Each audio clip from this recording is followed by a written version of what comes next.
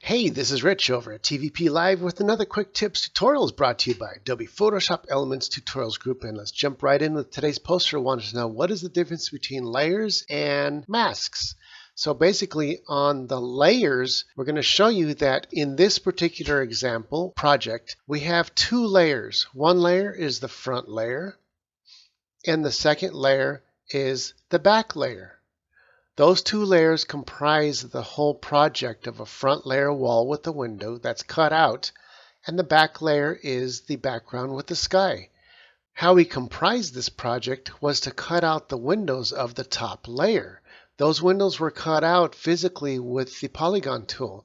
The alternative would have been to mask them out so that in case I wanted to use its original background layer later, I could. But in this case, I really don't need to, so just cutting them out with the polygon tool was good enough. Let's show you how it's done. This is the original photo. It's a single photo. So what we first want to do is introduce a background for this project. I'm going to go ahead and grab the background from the other project, which is this sky. I'll hit the grab tool and I'll grab the sky from here with the left mouse button, and I'll bring it in to the new project. As soon as I let go, boom, it pops it in. So I could just throw it in here indiscriminately in the middle right there. But it's on the wrong side of the layer. It's right now layer number 1 on the top. So let's bring it back down to be layer 2. So now it's behind this top layer. If I toggle the top layer on and off, you'll see that the sky is behind it. Anyway, how do we get rid of the windows?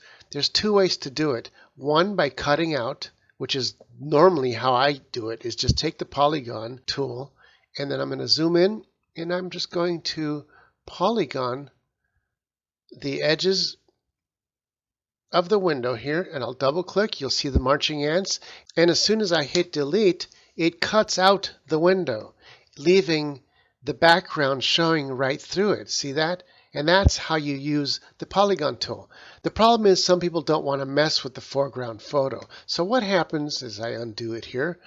If I don't want to mess with this photo, I want to keep it as it is because I might want to use it later, then what you want to do is use a mask. How you do that is simply come up here, hit the mask button. It adds a mask that allows you to pick any portion, and depending on whether you fill it with black or white, makes it visible or not visible. In this case, we'll take the polygon tool again, and I'm going to draw that same square inside the window frame here.